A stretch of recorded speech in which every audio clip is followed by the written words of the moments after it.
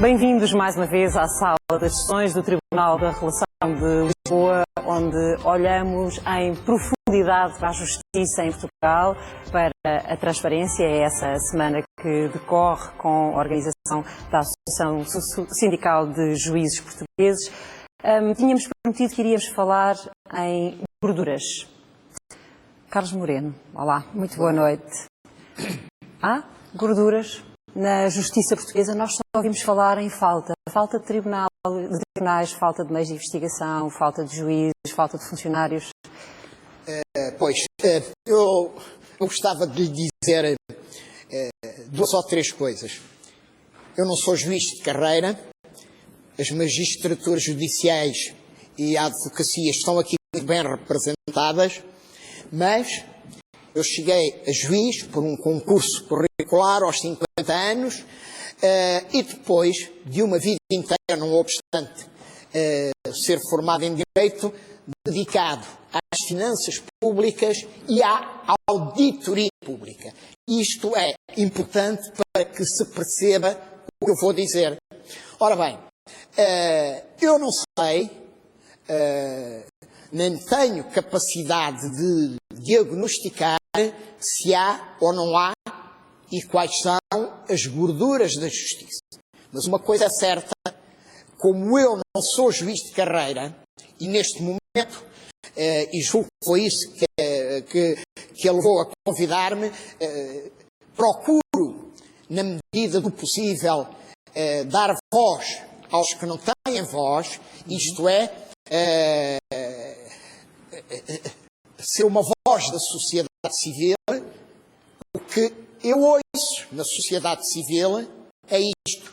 Há uma justiça para pobres, há outra para ricos, há os bons advogados e os maus advogados, mas, ao contrário do que se possa pensar, normalmente não se fala mal dos juízes quando eles chegam a julgar algum processo. E de algum Ministério Público também não se fala tão mal como muitas vezes se ouve na comunicação social. Deixe-me dizer-lhe aqui 3 ou 4 coisas da minha experiência nacional e internacional.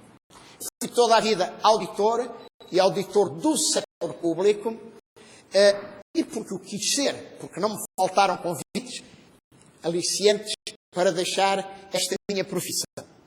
Mas nesta função de juiz auditor, que é o que interessa agora aqui, quer no Tribunal de Contas Europeu, quer no Tribunal de Contas Português, nada tem a ver com o que se passa nos tribunais, no Ministério Público ou na advocacia portuguesa. Porque o Tribunal de Contas, em 1998, 2 anos depois de eu ir para lá, ganhou pela primeira vez na sua história poderes de auditoria.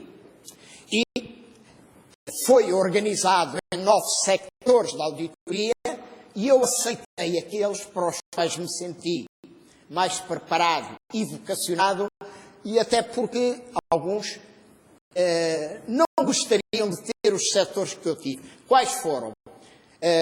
Empresas públicas, grandes obras públicas, parcerias público-privadas e até, veja lá, que isto é excepcional, despesas dos gabinetes ministeriais.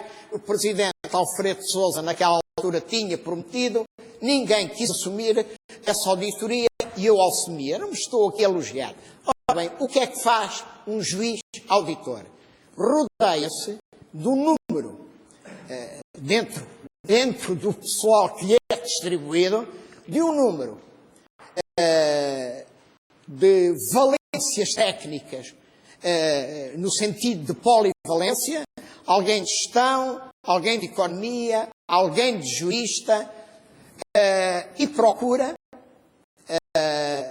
através dos critérios da auditoria, selecionar com base em 3 critérios aquilo que vai verificar. Qual é o primeiro critério? É o da dimensão da despesa. Segundo, o do risco que envolve aquela despesa. E terceiro, o que alarma, ou pode ser o maior alarme, na opinião pública. E juntando estes 3 critérios, seleciona, eu fazia sempre isso, 3, 4, até 5 auditorias por ano, e não auditorias de legalidade, não para ver se a lei tinha sido infringida, mas auditorias, isto é, exames periciais, para verificar a economia, a eficiência e a eficácia, e que o fim último deste tipo de auditoria, que era a mesma que se praticava no Tribunal de Contas Europeu, é detectar os desperdícios, os dinheiros mal gastos, as derrapagens físicas e financeiras. E dou-lhe exemplo, só para os nossos espectadores se situarem, de alguns relatórios da auditoria de que eu fui auditor. Expo 98, Estados do Euro 2004, IPE, Terminal dos Contentores de Alcântara, o primeiro relatório sobre despesas de gabinetes ministeriais, Metro de Lisboa, CP, Carris, todas as empresas de transporte. E tive um eco, sempre, muito grande do trabalho que eu fazia, mas que era aprovado pelos meus colegas, na comunicação social. E nunca tive problema nenhum, como no Luxemburgo também tive, com a comunicação social, porque a comunicação social, nós aqui não tínhamos, mas no Tribunal de Contas Europeu tínhamos. Uma vez terminado um relatório de auditoria... Ele era explicado. Ele era explicado. Não?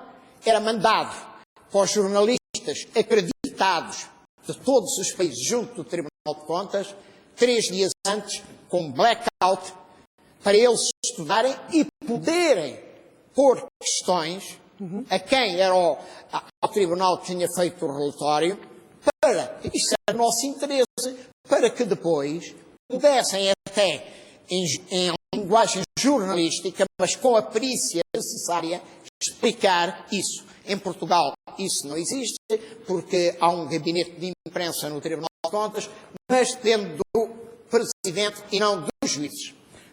Segunda coisa, a auditoria está sujeita a contraditório, mas o contraditório no Tribunal de Contas não é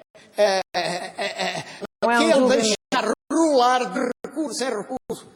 O juiz auditor, repare que eu falo em juiz auditor, fixa um prazo, depois de aprovar um relatório inicial, para os visados e os responsáveis até ao nível ministerial darem respostas. Estamos a falar de eficiência de gestão do processo. Sim, mas isso consegue-se, mas num tribunal especializado como este. Nunca autorizei, porque a lei dava-me esses poderes, prorrogação, nem que fosse um ministro a pedi-la, por mais de 5 dias do que ao prazo que eu fixava. Bom, deixe-me só dizer mais isto. Para concluir. Portanto, tinha polícia comigo, tinha a condução da auditoria, a delimitação do seu objeto. E com isto tudo, nunca nenhuma auditoria demorou mais do que 6 meses a ser levada ao conhecimento público. E, portanto, eu considero-me uma pessoa feliz e realizada com o juiz auditor que fui. Só contar-lhe mais uma pequena... ou dar-lhe mais uma pequena nuance que é importante. Sou e fui, durante estes anos todos, e com esses relatórios de auditoria de que fui relator, confrontado muitas vezes com esta pergunta que ainda hoje me fazem quando ouvem alguma coisa saída do Tribunal de Contas. Mas o Tribunal diz, faz, acontece, tudo isto foi um desperdício incomensurável. E não há consequências. Não há consequências. Pois é. Mas é que eu, há 10 anos, a minha opinião vale o que vale, defendo que as infrações financeiras não devem apenas abranger as ilegalidades, devem também abranger por parte dos gestores públicos, incluindo os decisores políticos, o não seguimento dos critérios da economia, da eficiência e da eficácia. Quando o dinheiro for mal gasto, não é só quando ele for ilegalmente gasto, devem sancionar os gestores e os políticos. Não tive vencimento, mas espero ainda, antes de morrer, ver isto consagrado na lei. E lembramos bem do que tem acontecido a alguns para que isto seja consagrado na lei. Lembramos muito bem o que tem acontecido a alguns pacotes de legislação contra a corrupção e tem ficado pelo caminho e com alguns objetivos Os semelhantes tribunais de contas, àqueles no que meu defende. entender, não averiguam corrupção, mas têm um conjunto de peritos que podem ajudar o Ministério Público a ter a perícia necessária para desvendar muitos casos de corrupção e de gestão danosa, para não falar de maus negócios ou negócios leoninos que o Estado faz, mas isso é um hábito que raramente acontece. Vamos continuar a falar de gestão, se calhar de não tão boa gestão, a nível, por exemplo, das varas criminais. Há uma questão, esta questão da gestão da justiça, se afinal a justiça tem gorduras ou não. Eu sei, Sr. Doutor, que tinha dito que preferia não falar hoje, mas não podia fazer isso. É, na realidade, o anfitrião pedia que lhe estivesse de pé, por favor. Luís Vaz Neves é Presidente do Tribunal de Relação. Agradeço por nos ter aberto as portas desta casa para este debate. Afinal, há ou não gorduras para cortar? É possível gerir melhor a justiça? Olha, em primeiro lugar, não tenho que agradecer a disponibilidade, porque é com muito gosto e muita honra que recebo aqui todos estes ilustres oradores e agradeço à Associação esta excelente iniciativa. Quanto às gorduras, hoje em dia, na situação em que o país está, falar de gorduras é realmente um contrassenso. De qualquer maneira, em todas as situações existe sempre uma melhor gestão. A Ana falava especificamente das varas criminais. Em Lisboa nós temos 8 varas criminais. Grande parte dos processos que lá passam são processos com molduras penais inferiores a 5 anos. Saem de lá apenas suspensas. É mesmo preciso ter coletivos de 3 juízes a julgar, às vezes bagatelas que podiam ser enviadas para os juízes criminais, por exemplo. Com certeza. Isso não são gorduras. Podem ser gorduras numa determinada perspectiva. Provavelmente na perspectiva do cidadão poderão não sê-lo. De qualquer maneira, isso é uma opção política legislativa em relação ao sistema penal. De facto, hoje em dia, cada vez mais ao nível da inclusivamente, o que temos ouvido, das medidas que, enfim, vão sendo propostas, ou vão sendo pelo menos anunciadas como intenção, caminhar-se-ia para aí, digamos, o coletivo entrar em penas, enfim, mais elevadas e deixar... De qualquer maneira, essa é uma situação muito complicada e que penso eu que exige muita ponderação e tenho a certeza que ela estará a ser feita. Não me cabe a mim, com certeza, como magistrado e como Presidente do Tribunal da Relação, estar aqui a dar ideias a que efetivamente o legislador, mas tenho a certeza que esta situação está a ser ponderada. Mas cabe-lhe a si, por exemplo, gerir esta casa, o Tribunal da Relação de Lisboa? É fácil gerir a justiça? Cabe-me e faço com muito gosto e com muita honra, sobretudo, porque foi isso que os meus colegas isso que os meus colegas em mim confiaram. A justiça seria mais barata se fosse mais simples? Com certeza. Aliás, tudo o que é simples normalmente passa a expressão. É melhor, o que não significa que seja menos importante. Simplificarmos as situações é muito, muito importante. Eu tenho procurado, inclusivamente aqui no Tribunal de Relação, no que diz respeito ao relacionamento com a comunicação social, simplificar ou tentar simplificar muitas das vezes aquilo que para o exterior e para o cidadão parece complicado. Mas no que diz respeito à própria gestão em si, obviamente que sim. A simplificação muitas das vezes de procedimentos, de meios, trazem-nos vantagens sem prejuízo e sem perda da eficiência da própria gestão. Muito obrigada. É preciso simplificar, mas também é verdade que às vezes parece que é a própria justiça que se envolve em teias muito complexas. Vamos tentar perceber, por exemplo, Dr. Rui Cardoso, como é que pode estar neste momento um cidadão português acusado de, e note bem no número, 164.164 crimes. O que é que explica isto? O que é que explica? Em primeiro lugar, que ele terá cometido esse número de crimes. Em segundo lugar, que o Ministério Público recolheu prova com aquela exigência que eu há pouco referi, de ele o ter feito. Assim sendo, e face à lei que nós temos, e é uma lei em que vigora o princípio da legalidade, não há oportunidade. O Ministério Público tem que investigar criminalmente todas as notícias de crime. Não pode escolher o que investiga e o que não investiga, sistema que não vigora noutros países. Em Portugal, vigora um sistema de legalidade. Sendo recolhida a prova, face à lei que nós temos, face aos bens jurídicos ofendidos por esses crimes, que, julgo, serão autodeterminação sexual de crianças. Sim, estás a falar de fotografias. Cada fotografia foi considerada um crime. Cada conduta dessas integrou um crime, por isso deve ser acusado. Mas há ou não, por É parte do Ministério Público... E parece muito bem a lei que nós temos. Mas há ou não, por parte do Ministério Público, a intenção de levar o máximo, a maior amplitude de acusação possível, porque em sede de julgamento não poderá nunca acrescentar novos crimes, e levando aqueles, alguns serão. Tem razão quando diz que não pode acrescentar novos crimes porque o objeto do processo a que é imputado o arguido está fixado. Só com a sua concordância é que poderá ser alterado, adicionado alguma coisa. O Ministério Público, aquilo que disse, recolhendo prova, não pode dizer vou votar neste ou naquele, isto assim será mais simples ou mais complicado. Total e completa objetividade, que é aquilo que caracteriza o Ministério Público. Objetividade, respeito à lei. Recolher prova, a prova está lá, o Ministério Público acusa. Não pode estar, não há qualquer outro juízo, nomeadamente daqueles de que falou, que entre na cabeça de um magistrado do Ministério Público quando faz uma acusação. O Ministério Público pode ou não pode selecionar os crimes que consideram sustentados com maior credibilidade pelas provas para não tornar o julgamento uma coisa muito mais complexa?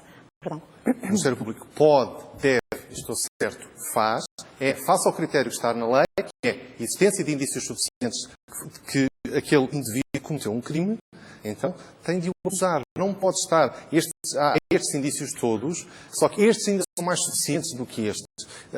E fazer uma seleção. Todos aqueles que estiverem suficientemente indiciados, e o critério que os magistrados cheguem é um critério igual ao do juiz, elevada a probabilidade de condenação, todos aqueles serão acusados. Aqueles em que não existe, com o mesmo critério de objetividade, será o processo arquivado. Muito simples. Quando nós aplicamos os princípios, que são estes, a todas as situações, seja o cidadão mais anónimo, seja o cidadão mais importante, isto é fácil. E considera que a lei, nesse aspecto, é eficiente? É uma opção política. E está relacionado com aquilo que eu disse, princípio de legalidade, princípio de oportunidade. Há Estados que claramente dizem, por exemplo, na Holanda e em alguns países nórdicos, nós não temos dinheiro para levar tudo a julgamento. E claramente há opções. Eles escolhem o que é que investigam e não investigam o que acusam e não acusam. Entramos aí num terreno perigoso, movediço, porque isso pode servir para que o sistema respire, mas também pode servir para que se escolha, caso a caso, cara a cara, quem se leva a julgamento. Nós temos um sistema de legalidade com o qual concordo. Dr. Brás Lopes, julgar um caso de alguém acusado de 164.164 crimes. É complicado, mas eu diria que se faz e tem que se fazer. Está a dar o exemplo de um caso limite, enfim, que acontece, porque, como disse o Rui Cardoso, é uma situação que tem a ver com fotografias que passam na internet, etc.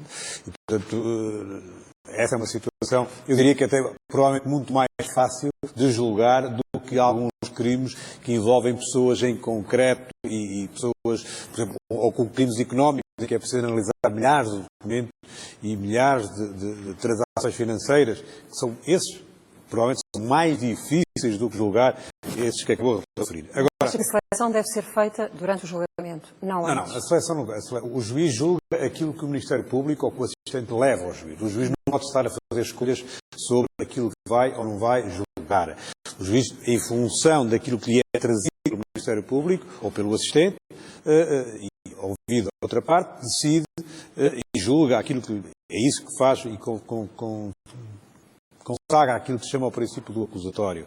E é isso que é assim em qualquer lado. Agora, eu queria só dizer uma coisa em relação à questão das possíveis alternativas de decorrentes do princípio da oportunidade, ou seja, do Ministério Público poder ou não, em determinado tipo de situações, arquivar o processo condicionalmente ou suspender provisoriamente o processo. Isso hoje já acontece, isso hoje já é possível, isso hoje é feito, eu diria, já com alguma amplitude, pode ser melhorado, deve ser melhorado, para que se evite aquilo que alguém há pouco referiu, que é as cadeias estarem cheias de pequenos crimes, e os tribunais estarem muitas vezes cheios de pequenas coisas que podem ser resolvidas a montante por via do Ministério Público, utilizar esses mecanismos que são a suspensão provisória do processo, o julgamento, o processo sumaríssimo e outras situações. Isso pode ser feito, isso já é possível ser feito. Pode ser melhorado? Pode.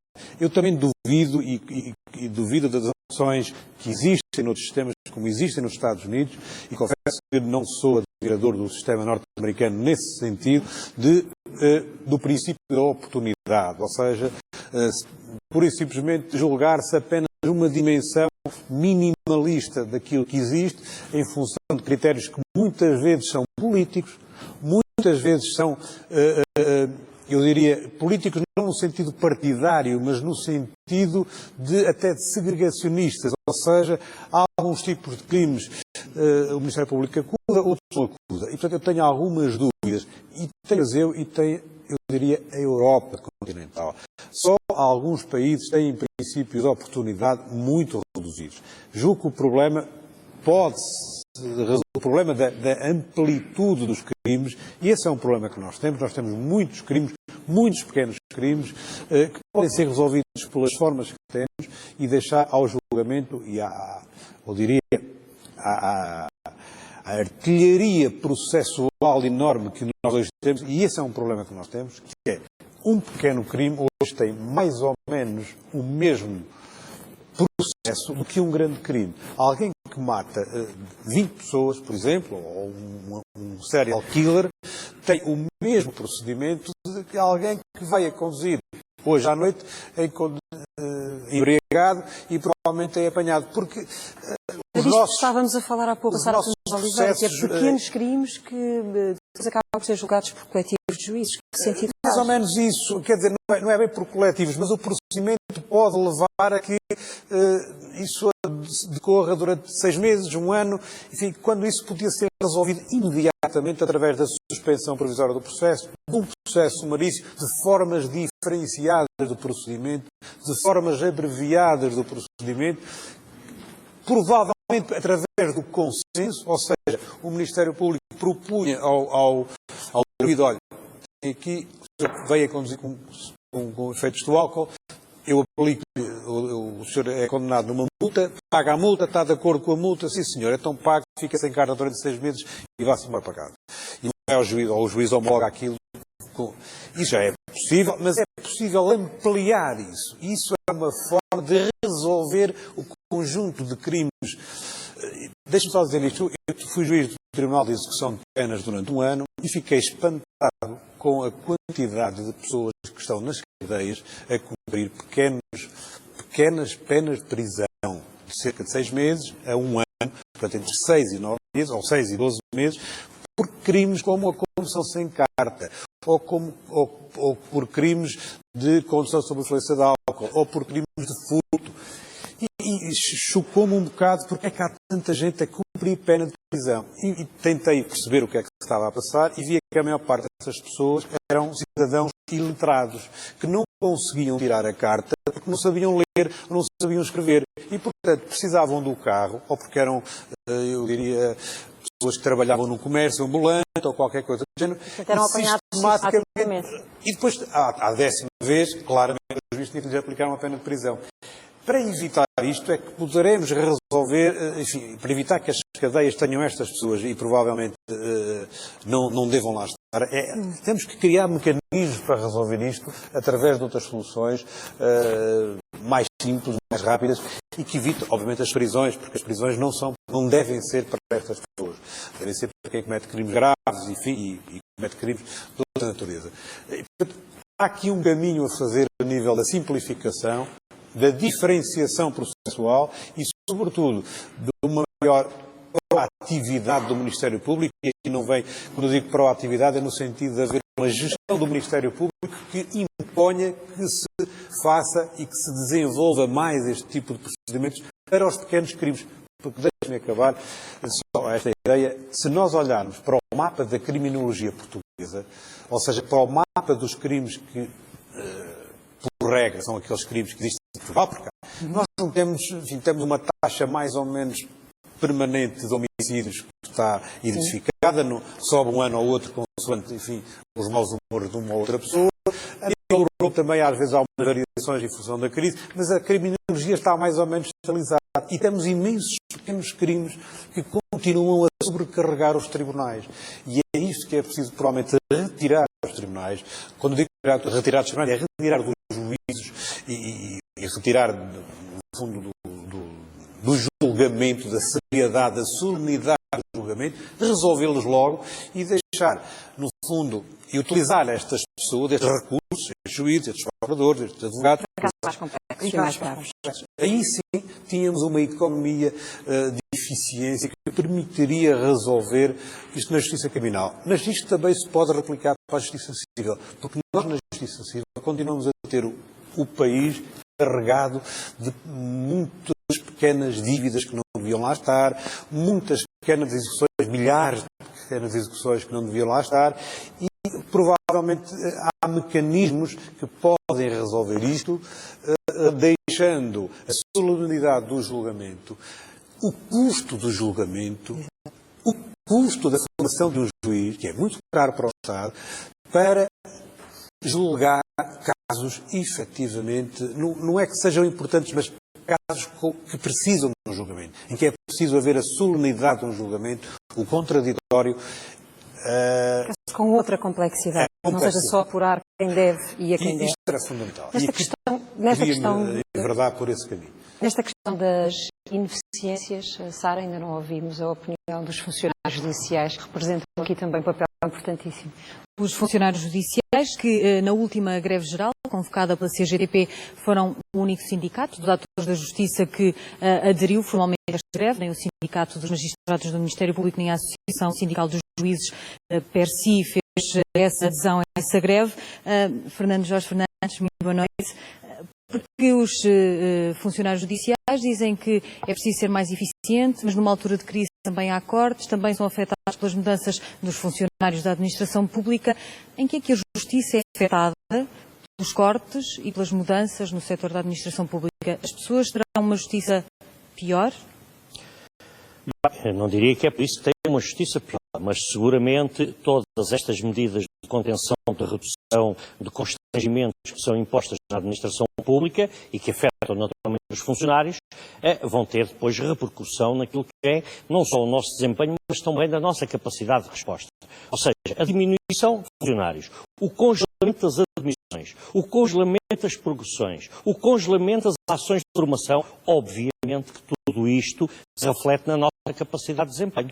E, portanto, é natural que o desempenho nos tribunais não seja aquele que também nós gostaríamos. Nós costumamos dizer que estamos na frente do balcão e que atendemos o público. E olha que nos últimos tempos o público tem tido uma agressividade, se calhar compreensível, pelos momentos que vivemos, e é connosco que eles vão desabafar. E, portanto, nós gostaríamos todos, não só nós, certamente, os magistrados, os seus juízes, os seus procuradores, os seus advogados, que os tribunais funcionassem muito melhor. Mas com estes constrangimentos é muito difícil. Como se disse aqui há pouco, há uma enorme falta de funcionários. Há 10 anos... Faltam mais funcionários ou faltam mais juízes ou faltam mais procuradores? Os magistrados falarão por eles. Nós sabemos de nós. E sabemos que há 10 anos que não são admitidos funcionários. E sabemos que nos últimos anos apresentaram-se centenas de funcionários, para não dizer milhares. Na semana passada tive informação do gabinete do Diretor-Geral da Administração da Justiça que estão lá pendentes 460 requerimentos para apresentação. Ou seja, estes ainda estão nos tribunais, vão sair. Fora os que têm saído ao longo destes anos. Portanto, assim é impossível. O Sr. Provedor falou das queixas que chegavam dos cidadãos, já disse que estão no balcão na primeira linha no contacto com os cidadãos. De que é que eles se queixam mais? Queixam-se de tudo, queixam-se do país. E é por isso que quando dizemos que a justiça está mal, eu pergunto o que é que está bem neste país. A educação está bem, a saúde está bem, a economia está bem. Há pouco ali o engenheiro Henrique Neto disse que a economia, o problema é a corrupção. E o cidadão vê isso e constata isso todos os dias. E, portanto, é natural que o cidadão perceba que este país está todo mal. E depois desabafa na Justiça. A Justiça gostava de dar uma resposta a esse país, mas estão à espera que seja a Justiça que vai resolver os problemas da economia. Não é com certeza. Esses têm que ser os políticos e tem que ser, efetivamente, enfim, quem tem essas competências. A Justiça tem que funcionar. E eu vou lhe dizer com toda a franqueza, eu não tenho esta visão miserabilista, esta visão de que as coisas estão mal e ainda podem ficar pior. Não, as coisas não estão bem, mas estão bem, não estão tão mal como isso. O seu procurador há pouco disse, e bem, que aquilo que é noticiado são aqueles casos que correm mal. Normalmente na comunicação social são esses casos. Mas todos os dias, nos 200 e tal tribunais, já por esse país fora, se resolvem centenas e centenas de situações de cidadãos, quer na área civil, quer na área crime, quer na área social, nomeadamente nos tribunais de trabalho, nos tribunais de família e menor. Agora, o que é preciso é, de facto, investir na justiça e o país não tem dinheiro. Pelo cenário que traça do que vai acontecer, por exemplo, a muitos funcionários judiciais que estão já com a pré-aposentação, ou já fizeram esse pedido, eu quase que voltava ao início do debate em que falávamos da morosidade da justiça, pelo cenário que nos traça, quase parece que o cenário só pode piorar.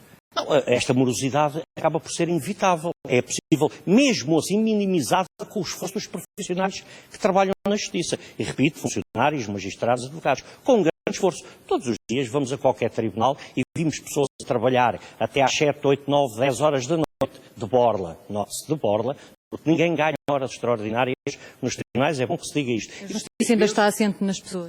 Está sempre nas pessoas, muito assente, sobretudo da dedicação, no empenho, na paixão que as pessoas ainda têm por trabalhar na justiça.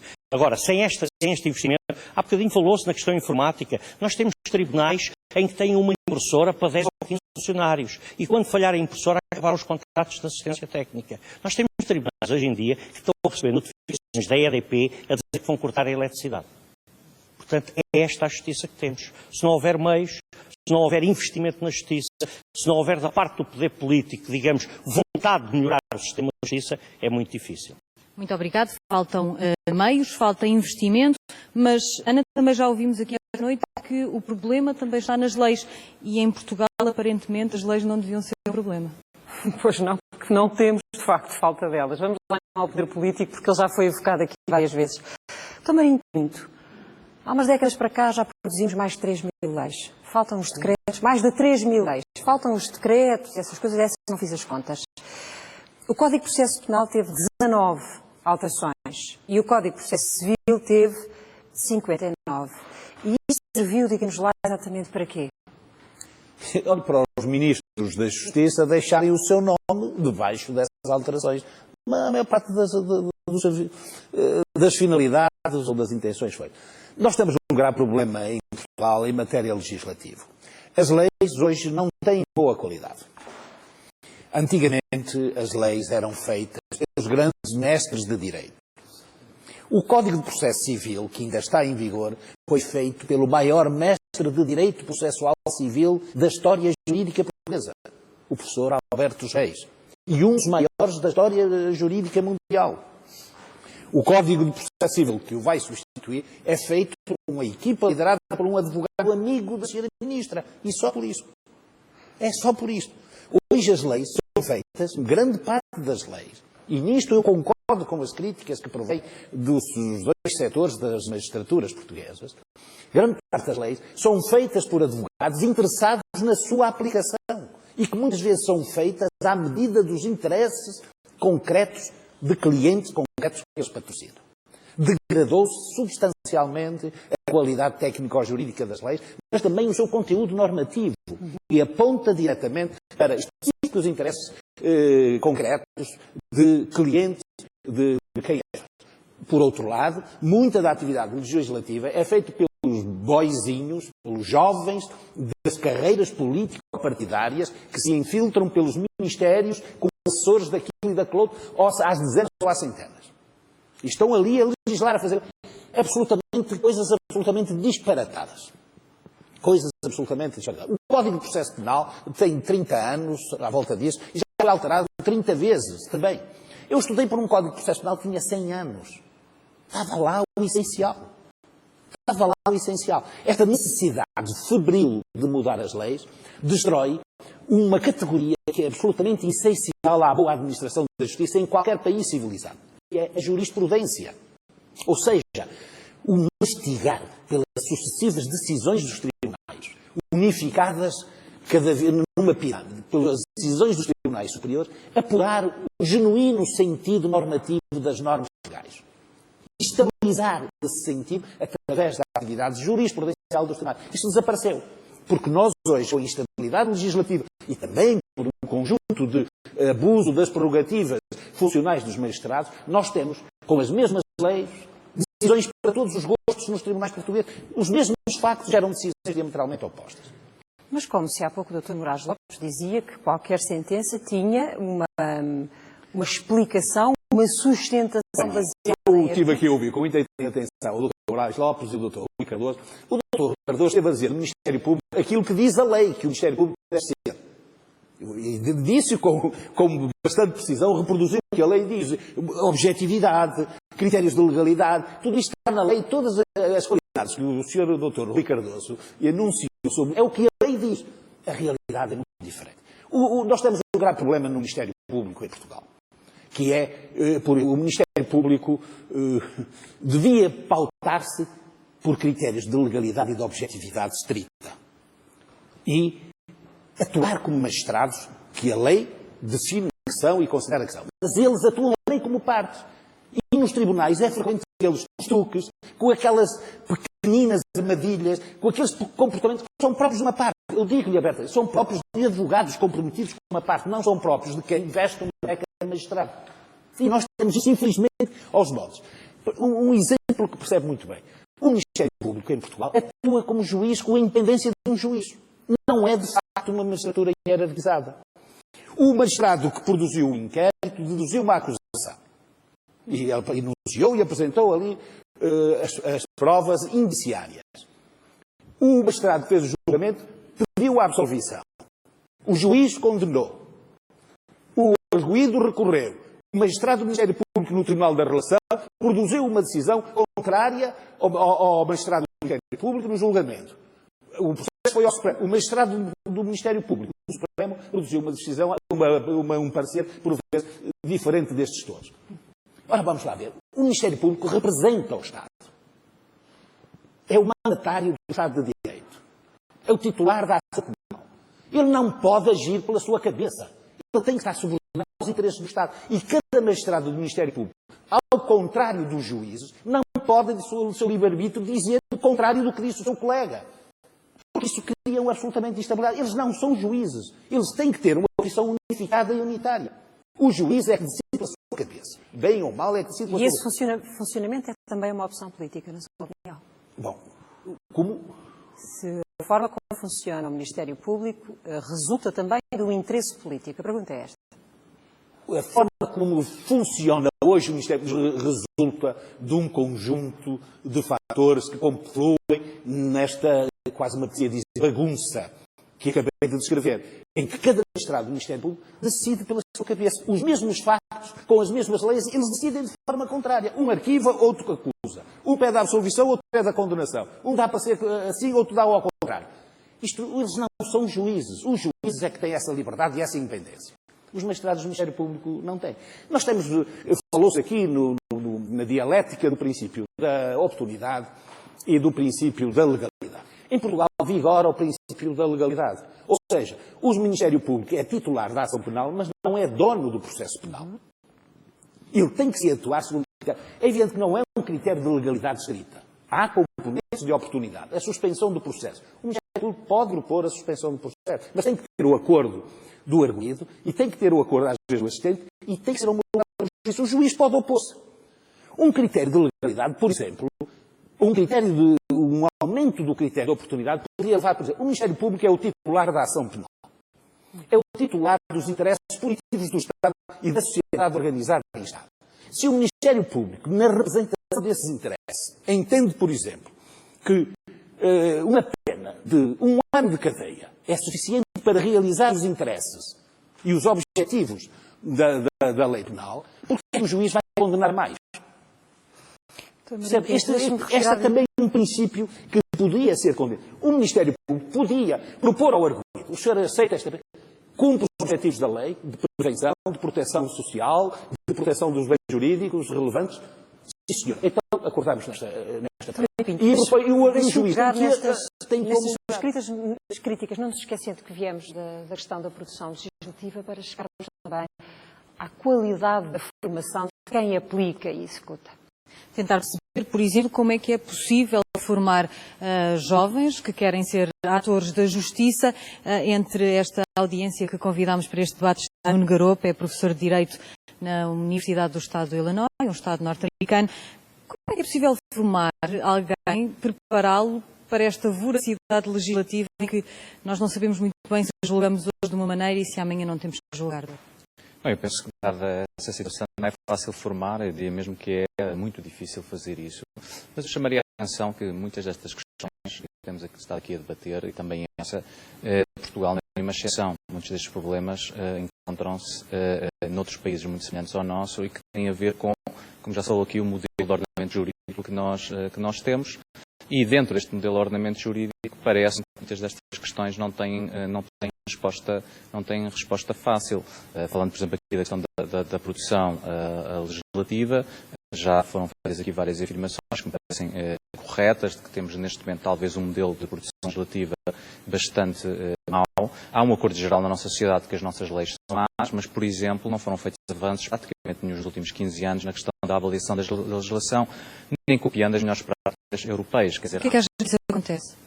Nós mudamos muitas leis, mas não avaliamos a forma como elas são aplicadas. Como já foi referido, por um lado, evidentemente muitas leis são feitas à medida dos interesses económicos, mas por outro lado também temos que ter consciência da própria exigência do mundo mediático e imediatista onde nós vivemos. Hoje em dia, qualquer agente político está sujeito à crítica, tem que apresentar trabalho e a forma melhor de apresentar trabalho é fazer uma lei ou um decreto-lei. Portanto, a própria sociedade mediática criou uma pressão para legislar sem pensar e sem avaliar. E, evidentemente, o que tem acontecido é que essa pressão tem-se vindo a sentir cada vez mais e, portanto, acumulam-se as leis e, como alguém já disse aqui, acumulam-se os erros legislativos.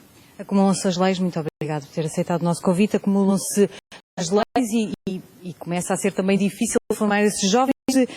O futuro passa precisamente por essas pessoas que estão a estudar e que têm que lidar com essa voracidade legislativa. Também temos que falar da justiça alternativa, porque já ouvimos aqui hoje que o futuro também passará por aí.